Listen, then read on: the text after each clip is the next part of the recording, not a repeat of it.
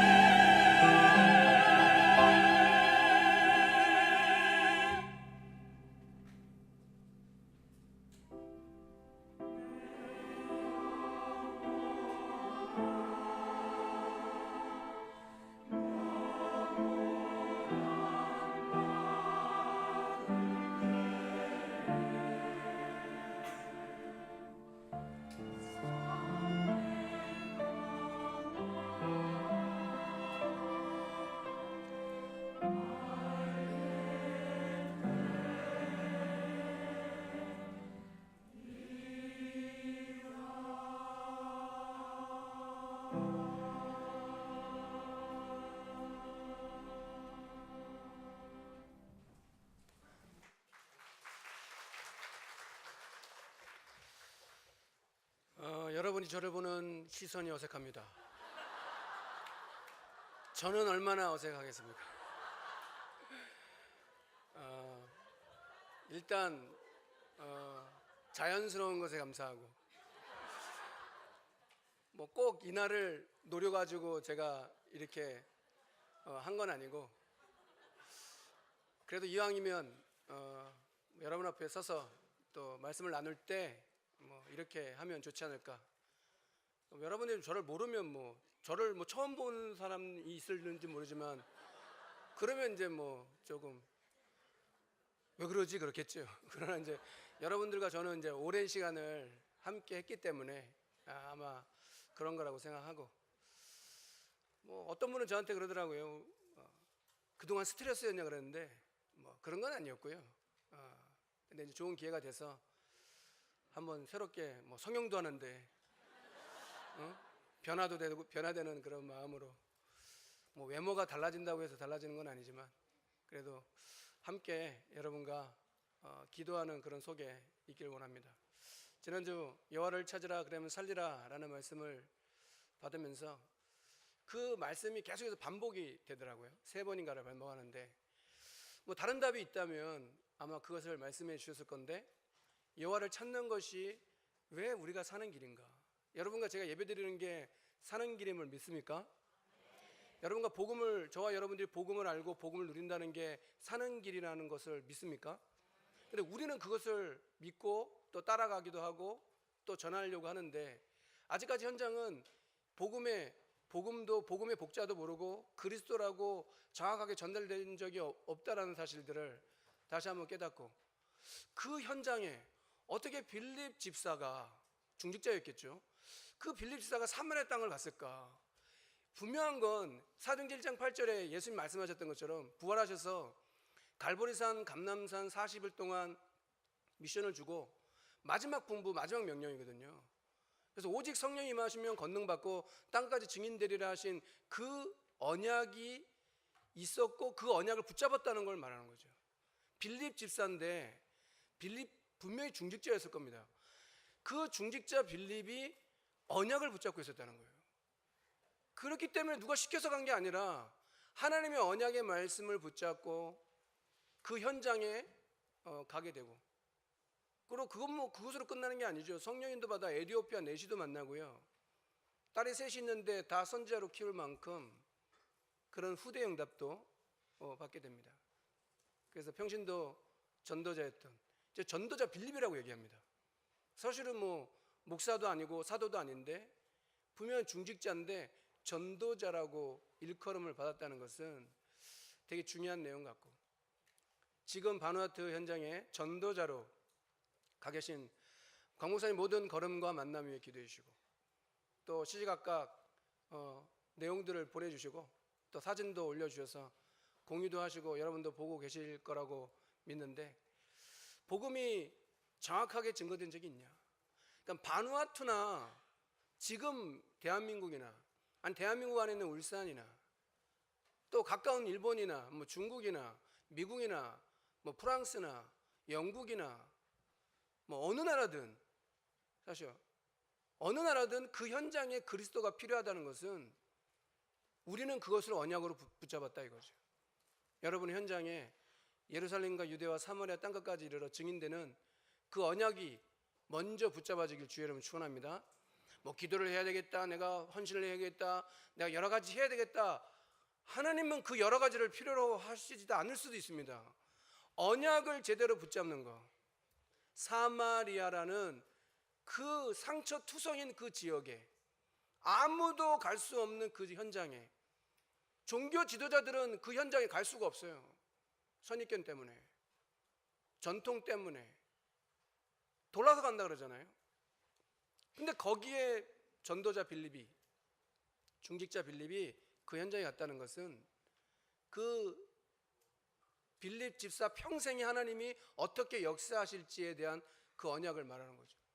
여러분과 제가 언약을 붙잡은 날, 예수 그리스도를 깨닫는 날, 내가 예수 그리스도를 진짜 마음의 구주로 영접한 날, 그날로부터 착한 일을 시작하셨고 그리스도 예수의 날까지 이루실 거기 때문에 흔들리거나 요동하지 마시고 속지 마시고 주님께서 일향 미쁘시니 주님께서 변함이 없으시니 우리가 주님을 따라가는 그런 축복이 있기를 주의 이름으로 축원합니다.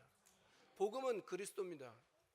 누가 뭐라 그래도 사실 뭐 질문의 대부분 여러분들이 하는 질문의 대부분 그리스도 하면 거의 90%, 99%까지는 아마 정답이 맞습니다.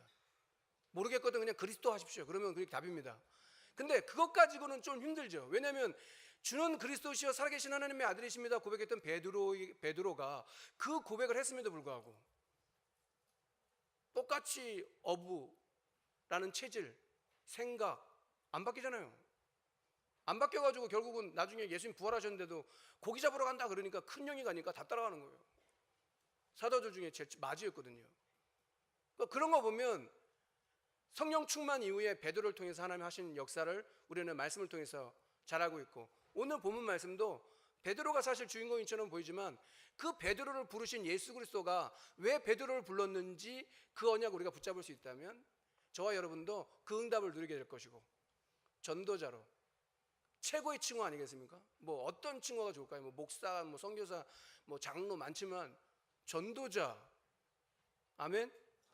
여러분 앞에 전도자라는 그 언약이 딱 붙잡아지면 그것 말고 더 뭐 영화로운 게 더 어디 있고 뭐가 어디 있겠습니까? 상을 받는 것도 중요하지만 하나님이 보실 때 전도자라 이거죠. 하나님이 보실 때 진짜 여러분들이 복음 전할 자가 맞다면 하나님은 지금도 그 역사를 이루고 계실 줄 믿습니다. 그래서 복음의 누림이 뭐냐? 이 복음을 주셨는데 이 복음을 어떻게 누리느냐? 그래서 저는 이 복음을 누린다는 것은 뭘 말하는 겁니까? 그럼 복음을 누린다? 이미 우리에게 그리스도 주셨는데 뭘 누리냐? 저는 말씀을 듣고 붙잡고 성취되는 것이 복음을 누린다라고 얘기할 수 있는 거예요.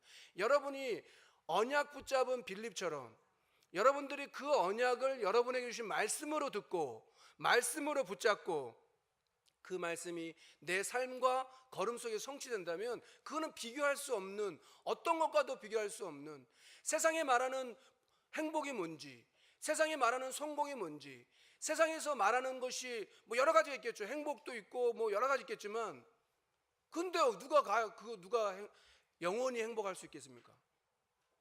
행복은 기준이 아닙니다. 불행하고 싶은 사람도 없지만 영원히 행복하다고 행복하려고 해도 행복한 사람은 없거든요. 그러나 하나님이 내게 주신 말씀이 내 삶에 성취되는 것, 응답 중에 응답입니다. 말씀 성취가 응답 중에 응답이다. 내가 사업이 잘 되는 게 응답이 아닐 수 있다 이거죠. 내가 바라고 원하는 것이 잘 된다고 해서 그게 응답이 아닐 수 있다 이거죠. 왜냐? 세상 사람들은 그게 응답이라고 생각하거든요. 로또 번건 당첨된 이야기 안 들어봤습니까? 두 사람이 30대인데 가장인데 한강대교를 간 거예요. 한 사람은 보증을 섰다가 보증을 섰는데 이 사람이 보증을 섰는데 그게 결국은 보증 서면 어떻게 됩니까? 다 책임져야 되잖아요. 부도가 나가지고 다 물려줄 판이라. 그래서 너무 비관을 해가지고 한강대교에 목숨을 끊으려고 합니다. 또 똑같은 30대가 그날 아내가 교통사고 났는데 교통나가서 죽었어요. 근데 가해자로 물린 거예요. 그러니까 또 그게 비관되잖아요. 죽은 것도 억울한데 가해자로 물려서 그 사람도 30대도 똑같이 죽으려고 한강대교 갔다가 두 사람이 만난 거예요. 만났는데 신고가 들어와가지고 경찰이 잡아서 목숨은 다행히 구원했는데 두 사람 처지가 비슷하니까 같이 이제 술 한잔 먹고 친구가 돼버린 거예요. 그래갖고 그날도 맨날 만나서 친구로 만나가지고 술 한잔 하고 있다가 복권을 20장을 산 거예요. 20장. 그래갖고 20장 사가지고 뭐라고 했냐? 이거 당첨되면 너랑 나랑 반반이다. 근데 3억이 걸린 거예요. 2등이. 걸려봤습니까? 3억이 걸려. 그러면 어떻게 됩니까? 그러니까 서로 사람들이 착한 사람들이라. 그러니까 뭔가 죽고 싶고 막 심성이 그런 사람들이 막 죽으려고 많이 하거든요. 원래 악한 사람들은 너도 죽고 나도 죽고 그냥 묻지 마 막 이렇게 해버리지. 진짜 착한 사람은 아유 나만 없으면 돼 이렇게 돼버리거든요. 그래갖고 이제 서로 착하니까 이거 네가 필요하니까 네가 갖다 쓰고 와라. 또 한 친구는 아니다 이건 너 지금 네가 급하니까 네가 써라. 그러고 있다가 그날도 한 친구가 편지와 함께 그 복권 당첨된 거를 우체함에, 친구 우체함에 넣다가 잘못 우체함에 넣은 거예요. 그 빌라의 다른 층에 넣은 거예요. 20대 여자가 그걸 딱 받으니까 웬 횡재냐. 근데 이제 글을 본 거예요. 이 여자가 감동을 받아갖고 이거를 방송국에, 그 방송국에 전해가지고 그게 알려진 거예요. CNN, 영국, 뭐 일본 해가지고 알려진 거라. 그래가지고 3억뿐만 아니라 그 사람이 지금 있는 어려움들을 거기서 해결 다 해줬다고, 그런 내용이 한번 제가 본 적이 있거든요. 얼마 전에 있었던 얘기라 그러더라고요. 그럼 여러분 3억에 은혜 받아야 됩니까? 그러면 로또에 막 은혜 받아야 됩니까? 그게 아니죠. 그게 비록 해결된다고 할지라도 삶이 왜 그렇게 가정에 문제가 터지는지 모르는데 우리 가정에는 왜 이렇게 자꾸만 분란이 일어나냐 이거예요. 오늘도 그렇게 상담하고 왔거든요. 왜 자녀하고 문제는 왜 이렇게 견딜 수가 없대요. 애가 틱틱거리고 막 그러면 짜증이 막 폭발해가지고 참다가 폭발해가지고 그냥 견딜 수 없어가지고 막 얘기 나오는 거예요. 때리지는 마세요. 열받는다고. 이해는 됩니다. 그래서 얘기했어요. 오늘 말씀 가지고. 그래서 그리스도가 아니면 안 되는 겁니다. 우리 지식이나 학벌 가지고 그게 됩니까? 영적 문제가, 가정에 오는 영적 문제가, 현장에 있는 영적 문제가 과연 여러분들 무슨 방법으로 그게 해결되겠습니까? 오직 예수 그리스도 아니면 안 되는 줄 믿습니다. 그리스도라고 답을 얻어도 우리가 순간순간 얼마나 헷갈리고 너무 이상한, 막 흥분해가지고 열받을 때는 내 캐릭터가 아니라 다른 사람이 되는 거예요. 다른 사람이 되는 거예요. 제어도 안 돼. 그래서 얘기했어요. 딸이 문제가 아니고 성도님이 진짜 언약을 붙잡고 기도하시라. 물론 그 성도님이 얼마나 알아들었을지 모르지만 근데 목사는 정확하게 얘기를 해줘야 되는 게 맞잖아요. 그러면 자녀가 문제가 아닌데 그럼 그 문제를 뭐로 해결합니까? 돈이 수억 있으면 자녀 문제가 막 해결됩니까? 자녀가 엄마 마음같이 쫙 돼가지고 갑니까? 내 남편이, 내 아내가 내가 원하는 대로 쫙 갑니까? 돈만 많이 있으면? 그렇지 않잖아요. 우리가 그리스도를 가졌다는 것, 이 그리스도를 내 마음속에 주인으로 영접했다는 것, 그건 비교할 수 없는 겁니다. 맞죠? 운명 사주팔자에서 우리가 어떻게 해방받습니까? 지옥배경에서 어떻게 해방받습니까? 하나님 만날 수 있는 건덕지가 우리가 조금이라도 있습니까? 인격이 얼마나 우리가 훌륭합니까? 여러분 뭐 그래도 내세울 게 좀 있습니까? 보고만 하면 알수록 내세울 게 없어요. 나이를 들어가면 들어갈수록 더 마찬가지예요. 더 이상한 게, 더 나쁜 거, 내가 원한 것도 아닌데 더 그런 것들이 나오더라고요. 그래서 우리는 평생 그리스도해야 되는구나. 내게 평생 그리스도가 필요하다고 깨닫는 것 자체가 은혜가 되는구나. 여러분 약할 때 강함 될 줄 믿습니다. 저는 하나님 그리스도가 내게 항상 있어야 됩니다. 예수님의 생애조차도 오늘 읽은 마태복음 4장 17절 이상 말씀을 읽어보면 뭐라고 얘기하냐, 이는 선지자 이사야를 통하신 하나님 말씀을 이루려 하십니다. 예수님의 생애는 구약 성경 말씀을 응하게 하려 합니다. 성취하려게 함이라. 그게 예수님의 온 생애가 다 포함되어 있는 거예요. 자기를 나타내려고 한 것도 아니고, 자기를 의시되려고 한 것도 아니고, 나를 안 알아줬다. 예수님 무시했는데요. 베드로 종교 지도자들은 예수님 무시했거든요. 근데 요즘에는 함부로 무시하지 마세요. 칼 들어옵니다. 그것 때문에 살인사건 나잖아요. 성경대로 나보다 남을 낮게 여기고 그렇게 되잖아요. 예수님의 생애는 온통 성경 말씀을 성취하시려고 하는 삶이었어요. 짧은 3년 그 생애가, 예수 그리스도는 성경을 성취하려는, 구약 성경의 모든 예언이 누구의 결론이냐면 갈보리산 말씀하죠. 더 이상 그게 없다. 구천지 신천지 하지 마라. 그리스도로 답이 안 났는데 그게 무슨 소용입니까? 그리스도로 답이 안 나면 다른 게 필요한 거예요. 근데 우리는 그리스도는 내 인생 모든 문제 해결자입니다. 그 믿음의 고백과 그 신앙 고백, 누가 뭐라고 해도, 때론 속을지라도, 열받을 때는 막 얘기해도 그리스도는 내 인생의 모든 문제 해결자. 그것이 여러분들에게 복음 누림으로 깨달아지길 바랍니다. 하나님의 말씀이 여러분 붙잡은 말씀이 성취된단 말이죠. 하나님의 말씀이 여러분을 평생 인도하고 계시고 여러분 간 길에 하나님의 말씀이 성취되었음을 후대들이 증거할 수 있는 만큼 그 응답이 여러분의 있기를 주의 이름으로 축원합니다. 하나님을 만나고 하나님이 함께한다. 그리고 하나님을 찾는다. 오늘도 예배한다는 걸 뭐라 하면 내가 하나님을 전심전력으로 찾고 부르짖는 걸 말해. 하나님 자녀만 드릴 수 있는, 하나님 자녀만 가질 수 있는 신분 권세, 그게 예배잖아요. 그래서 여러분들이 계속해서 기도해 주시기 바랍니다. 분명히 어려울 거예요. 문화권이 다르고 언어가 다른 현장은 저도 몇 번 많이 안 가봤습니다만 진짜 어려운 거예요. 현장이 말도 못할 만큼 어려운 거예요. 바누아투 현장도 마찬가지. 한 30만 밖에 안 되는데 최대 빈민 국가라 그러잖아요. 정글의 법칙이 한번 나왔더라고요. 자연 공간은 그렇게 좋다고 얘기하대요. 그래서 저희 이번에 바누아투 떠나는 우리 팀들 있잖아요. 기도하셔요. 전도자의 발걸음을 갈 수 있도록 기도하셔야 돼요. 또 결론적으로 얘기했지만 여름 이제 맞지 않습니까? 여름 성경학교도 하고 교사들 모여서 기도하세요. 기도로 준비하세요. 프로그램을 준비하고 어떤 가방을 줄까 그런 거 고민하지 말고 진짜 절대 목표, 절대 사명, 절대 헌신 어떻게 하면 이걸 각인을 아이들이 시킬 것인지 분위기를 영적인 분위기 만들 수 있도록 교사들이 먼저 기도하시고 부모님들도 나 몰라라 하지 마시고 기도해 주시고 모두가 우리가 기도해야 될 겁니다. 바누아투에 역사하시는 그 성령이 지금도 우리에게 역사하는 거 아닙니까? 온 세상에 역사할 수 있는 거예요. 우리가 기도하면 바누아투 현장 아니라 우리가 기도하는 나라, 기도하는 현장에 하나님께서 역사할 수 있다. 그게 답이다 이거죠. 하나님을 찾는 것이 답 중에 답이다. 문제 만났냐, 어려움 당했냐, 질병 걸렸냐, 하나님을 찾는 것이 답 중에 답이다. 그는 창조주, 우리를 새롭게 하신, 머리부터 발끝까지 새롭게 창조하실 수 있는 재창조의 능력으로 역사할 수 있는 그분의 능력을 여러분들이 받기를 주의 이름으로 축원합니다. 그러려면 어떻게 해야 되냐? 첫 번째로 읽은 17절의 말씀을 이렇게 얘기합니다. 이때로부터 예수께서 비로소 전파하여 이르시되 회개하라 천국이 가까웠다.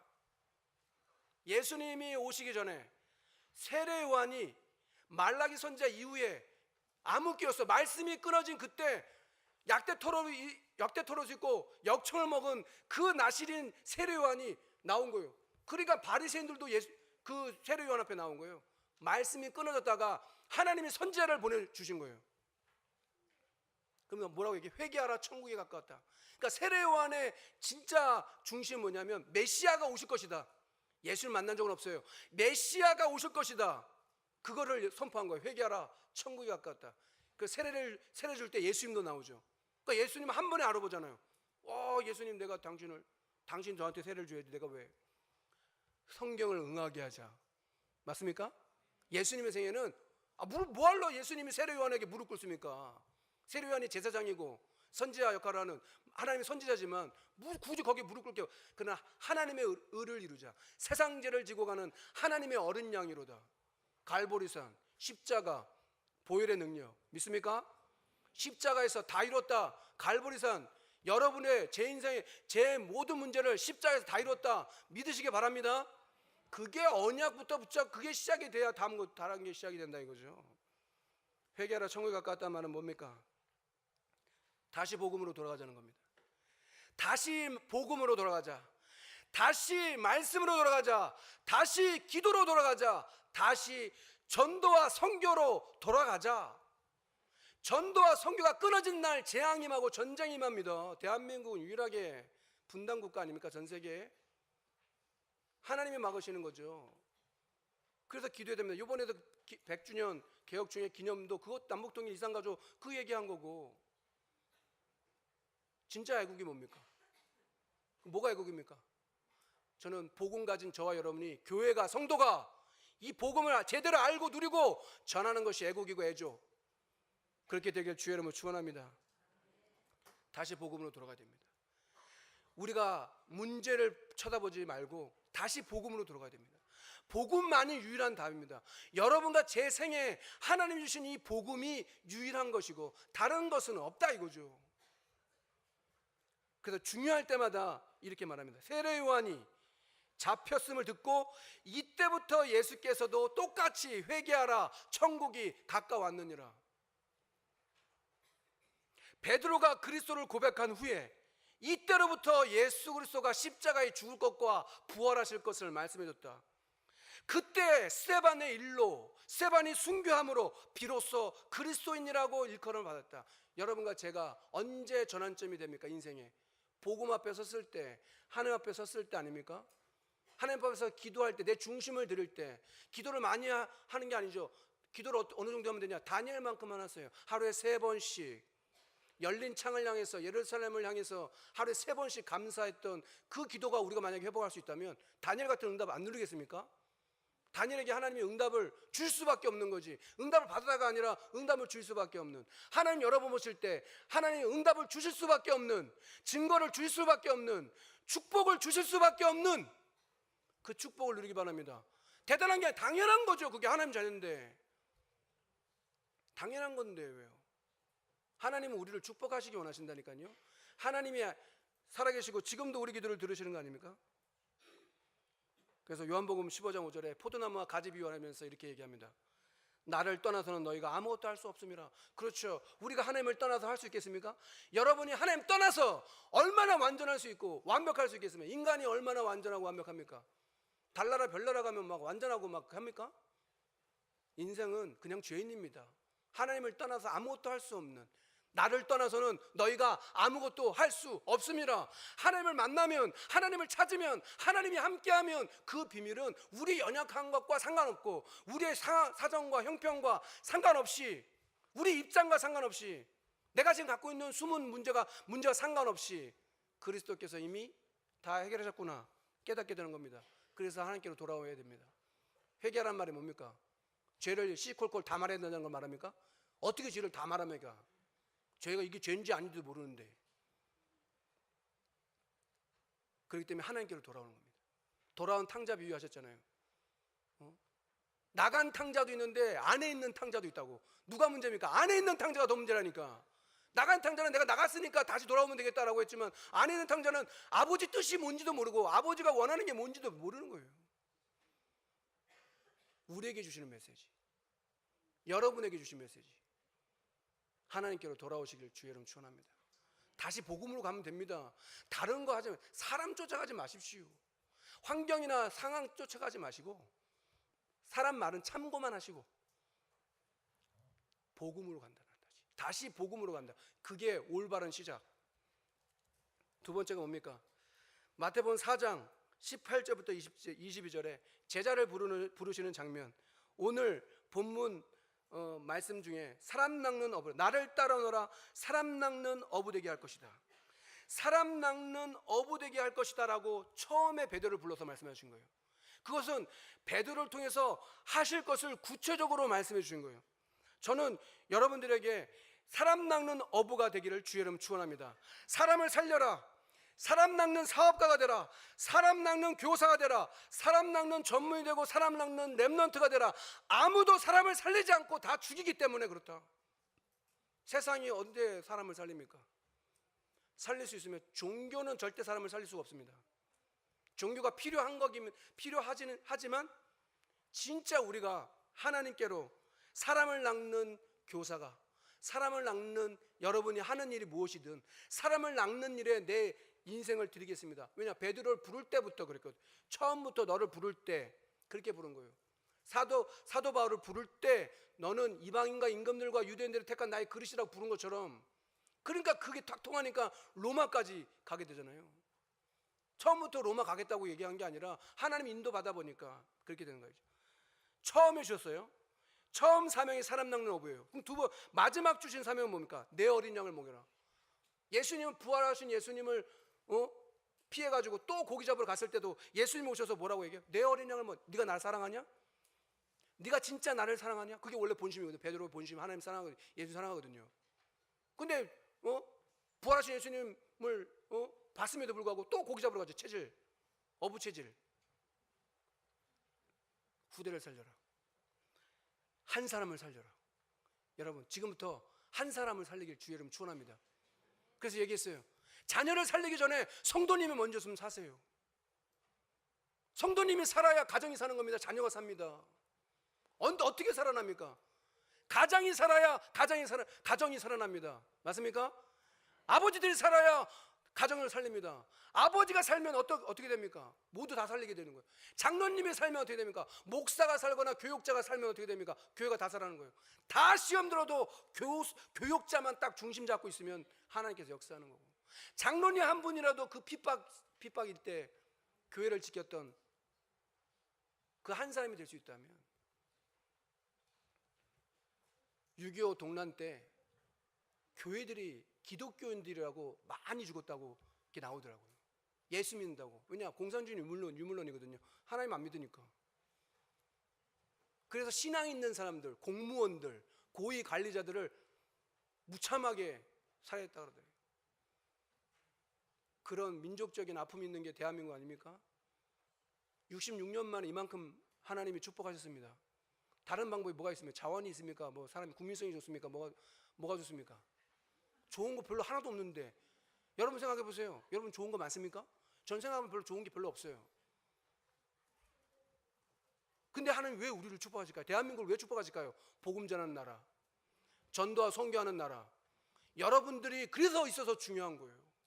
베드로가 뭐 그렇게 대단한 사람이라고, 예수님 저주하고 맹세하고 부인하고, 십자가에 예수님이 죽었을 때 부인했던 그가, 다 굴기 전에 3번 날 부인하겠다고 그 얘기를 했는데도 불구하고 부인했던 그 베드로가 뭐가 그렇게 대단해가지고, 근데 그 베드로가 주는 그리스도시요 살아계신 하나님의 아들이심을 고백했고, 성령 충만한, 마가다락방에 성령의 충만한 역사 이후에 사도행전 3장 6절에 은과 금은 내게 없지만 내게 있는 것으로 내게 주노니 나사렛 예수 그리스도의 이름으로 일어나 걸어라. 다른 이로서는 구원 얻을 수 없나니 천하인간의 구원 얻을 만한 다른 이름은 준 적이 없다라고 담대히 말했다 이거죠. 그게 원래 베드로의 본심이에요. 여러분 다 그런 본심 갖고 계시죠? 그 본심을 드러내시길 바랍니다. 다 벗으시기 바랍니다. 여러분의 본심이라고 보세요. 임마누엘 울산교회 성도님들, 세 군데 지교회다. 저는 그게 본심이라고 생각합니다. 하나님이 어떻게 앞으로 하실까요? 그건 알 수는 없어요. 그러나 분명히 성령의 역사, 하나님의 인도, 그런 속에 있게 될 줄 믿습니다. 그래서 우리가 처음부터 마지막까지 주신 사명이 변함이 없었어요. 예수님은 원래 그러셔요. 처음부터요. 처음부터. 우리는 중간에 이랬다가 저랬다가 바뀌기도 하는데, 하나님은 처음부터 그걸 주시고 마지막까지 나를 따라오는 사람 낚는 어부되게 할 것이다, 그 말씀을 내 어린 양을 먹이라까지 바뀌지 않았어요. 나중에 베드로는 십자가에 거꾸로 못 박혀 죽었다 그러죠. 예수님처럼 죽을 수 없다 그래서. 그러면 어떻습니까? 여러분, 우리가 하나님 말하시는 복은 어떤 복입니까? 그럼 세상에 말하는 복은 뭡니까? 세상의 복이 우리 그 세상의 복에 미혹되거나 현혹되면 안 돼요. 하나님 주신 복은 좀 다릅니다. 복 있는 자는, 시편 1편 얘기하죠. 어떤 사람이 복 있는 자냐고요. 예수님이 산상수훈에 마태복음 5장에 8복 얘기합니다. 복 있는 자는 어떤 사람이 복 있느냐 이거죠. 애통하는 자 복이 있다, 심령이 가난한 자 복이 있다.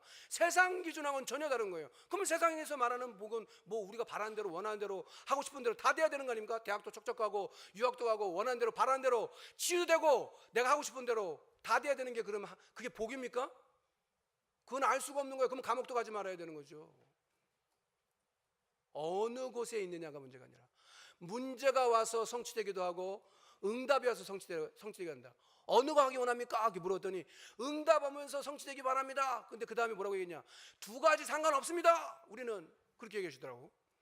문제 당해가지고 그 응답받고 성취받고 싶은 사람 누가 있겠습니까?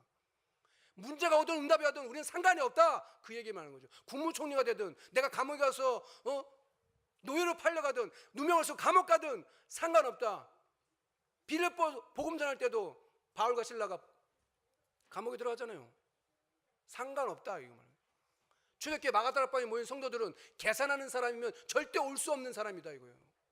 근데 거기 왔다, 거기서 중직자가 됐다.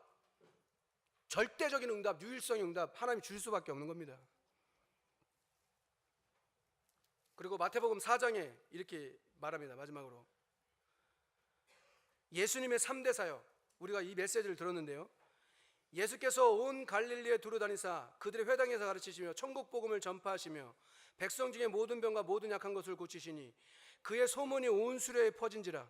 사람들이 모르는 앓는 자, 그 각종 병에 걸려서 고통당하는 자, 귀신 들린 자, 간질하는 자, 중풍병 들린 자 데려오니 그들을 고치시더라. 갈릴리와 데가볼리와 예루살렘과 유대와 유단강 건너편에 수많은 무리가 따르더라. 소문이 퍼져버렸어요. 예수님 만나면 모든 문제 해결된다. 그 사람들은 무리예요. 미안하지만 기적을 보고 이적을 보고 따랐단 말이에요. 내게 뭐 어떤 역사가 일어났다 믿는다. 그거는 임시적인 건 될 수 있어요. 그러나 환란이 오거나 핍박이 오면 그건 견딜 수 없어요. 창수가 나고 홍수가 나면 미안하지만 모래 위에 지은 집은 무너지는 거예요. 창수가 나고 홍수가 나도 반석 위에 지은 집은 흔들리지 않는 거예요.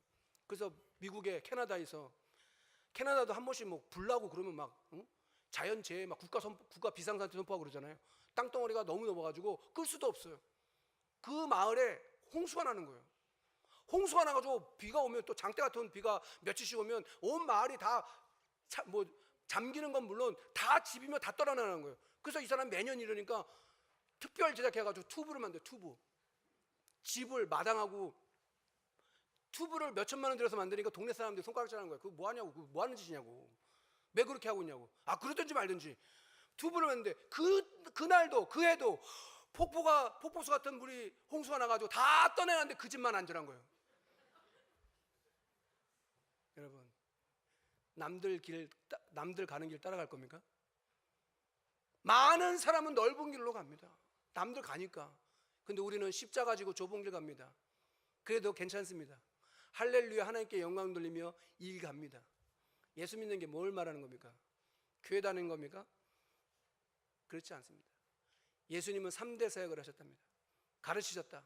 두루 다니사. 어디서 가르쳤다? 회당에서. 그러니까 사도 바울이 회당에 들어가서 복음 전했던 게 예수님의 사역하고 똑같은 거예요. 회당은 뭘 말하는 걸까요? 학교를 말하는, 물론 학교도 황금어장이죠. 그러나 유대인에게서는 구심점이에요. 삶의 구심점. 그 회당에서 가르쳐주고 전파하셨다. 천국 복음을, 관주 보니까 하나님 나라의 복음을 전했다 얘기해요. 그리고 치유하셨다 그래요. 병들고 귀신 들린 많은 현장의 문제. 마가복음 3장 13절 15절 얘기하잖아요. 예수님께서 원하신 자를 부르시니 나온지라. 이는 저희와 함께 있게 하며 나가서 전도도 하며 귀신도 내어 쫓을 권세도 있게 하려 함이라. 저와 여러분에게 주신 언약 맞습니까? 예수님만 그런 게 아니라 마태복음 복음서 읽어보세요. 12제자 70인 제자에게 똑같이 하나님이 권능을 주셨어요. 아, 할렐루야, 하나님 예수님 말씀대로 그렇게 되어야 됩니다. 그거 기뻐하지 마라. 당연한 거. 하늘의 시민권, 하늘에 네 이름이 기록된 것으로 기뻐해라. 맞습니까? 우리의 시민권은 하늘나라에. 하늘나라에 있지만 이 땅에 사는 날 동안 진짜 하나님께 영광 돌리는 그런 축복이 여러분들에게 있기를 주의 이름으로 축원합니다. 결론입니다. 우리는 무엇에 집중해야 되는가? 24시 메시지 받았습니다. 핵심 때, 산업선교 때 24시, 또 화요 집회 때도 또 얘기하셨는데, 그래서 24시 집중하는 말은 뭐냐? 내가 있는 곳에 집중해라. 내가 지금 현재 서 있는 곳이 하나님의 최고의 계획. 내가 하는 것에 집중해라. 무엇을 하든지 작든지 크든지 어떤 일을 하든지. 저는 TV 보면은 극한 직업 이런 거 봅니다. 3일 다큐 이런 거 봅니다. 달인 이런 거 봅니다. 장인들 나와서 뭐 하는 거 보면 저는 그게 되게 재밌더라고요. 아니, 지금 알아주지도 않는 그런 거를 지금까지 하고 있는 거예요. 여러분들, 여러분 하는 것에 집중하길 주의 이름으로 축원합니다. 그리고 진짜 하나님 24시 집중해야 될 게 뭐냐? 하나님 원하시는 것에 집중해라. 교회 플랜, 각기간 여름성경학교 주제 나왔습니다. 절대 목표, 절대 사명, 절대 헌신. 어떻게 전달할 것이냐? 저는 마음에 정했어요. 그래서 복음 회복, 절대 목표는 복음 회복, 절대 사명 기도 회복, 절대 헌신 전도 회복. 어떻게 하면 렘넌트들에게 상처, 중독을 치유할 거냐 이거예요. 왜 상처는 그렇게 많이 받는지 이해는 돼요. 상처를 받을 수밖에 없잖아요. 중독에는 왜 이렇게 빠지기 쉬운지. 렘넌트 때 상처와 중독을 치유해라. 그리고 미래와 꿈이 없어요. 뭘 해야 될지도 몰라요. 교회가 가르쳐야 됩니다. 가장 중요한 건 뭡니까? 복음을 아이들에게 가르쳐야 됩니다. 예수는 그리스도라고 가르치기와 전도하기 시작했던 초대교회 현장처럼 각 기간 여름성경학교 지금부터 기도로 준비하십시오. 어떻게 준비하면 됩니까? 원래 해온 게 있잖아요. 그러나 기도가 우선되지 않는 것들은 미안하지만 사람의 생각대로 가는 거예요. 기도 속에서 나와지는 것이 되어질 수 있도록 해야 돼요. 교육자 중심으로 선생님들이 어차피 주제 나왔으니까요.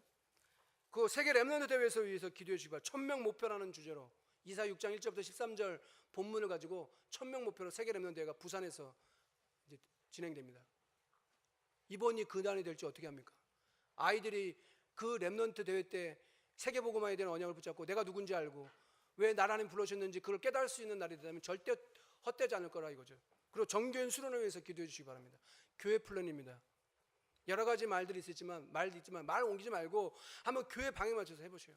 여러분 휴가 가면은 다 쓰고 하시잖아요. 먹고 하시잖아요. 날짜도 좋으니까 한 400명 넘치게 한번 해갖고 숫자를 많이 모으겠다는 게 아니라 말씀한 대로 한 사람이라도 우리 같이 갈 수 있도록 나 혼자 가고 우리 가족만 가는 거죠. 그런데 힘이 없어서 못 가고 시간이 없어서 못 가는 그 사람들을 주님께로 인도해 본다고 생각해 보세요. 가치가 있는 거죠. 생각 바꾸시길 주의 이름 축원합니다. 응답은 생각에서부터. 끝났습니다. 신경 안 쓰려고 노력 되게 많이 하는데 합심해서 한번 기도했으면 좋겠습니다. 말씀 붙잡고 한번 기도합시다. 사람 낚는 어부되게 할 것이다. 여러분은 하는 일이 뭡니까? 렘넌트들은 학교 현장 살리는 사람 낚는 어부가 되어야 됩니다. 복음 듣지 못한 사람이 99%입니다. 돈이 없어서 문제 아닙니다. 건강이 없어서 문제 아닙니다. 복음을 듣지 못하고 전해주는 사람이 없습니다. 전해주는 사람이 없는데 어떻게 복음 듣습니까? 누구에게 복음을 듣겠습니까? 사람에게 듣겠습니다. 사람이 시험도 주지만 사람을 통해서 복음을 듣게 됩니다. 하나님 오늘도 우리에게 역사해 주시고 인도하여 주시옵소서. 사람 낚는 어부되게 하옵소서. 우리 합심해서 한번 같이 기도합시다. 살아계신 하나님 감사합니다. 오늘도 하나님께서 우리에게 말씀 주시면 감사합니다. 사람 낚는 어부 될 수 있도록 축복하여 주시옵소서. 하나님께서 인도하시는 그런 축복을 수 있도록 역사해 주시옵소서. 하나님의 계획으로 수행하는 시간을 축복하여 주시옵소서. 하나님의 말씀이 언약으로 붙잡아질 수 있도록 축복하여 주시옵소서. 자신을 살릴 수 있도록 나 자신을 먼저 하나님의 말씀으로 살릴 수 있도록 축복하여 주옵소서. 기도할 수 있는 그런 은혜가 있게 하여 주시옵소서. 증거 가지고 증인되는 역사 있도록 역사해 주시옵소서.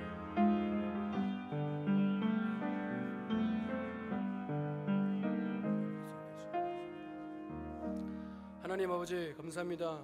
우리를 사람 낚는 어부되게 하라고 말씀하신 대로 그 언약을 우리에게 주셨음을 감사합니다. 사마리아 땅끝까지 이르러 내 증인이 되리라 하신 그 언약, 우리에게 주신 언약임을 믿습니다. 우리 교회 주신 언약임을 믿습니다. 우리 렘넌트들에게 주신 언약임을 믿습니다. 하나님의 천명으로 받아 이 천명을 이룰 수 있는 역사가 있게 하여 주시옵소서. 우리 구주 예수 그리스도 이름으로 감사하며 기도합니다.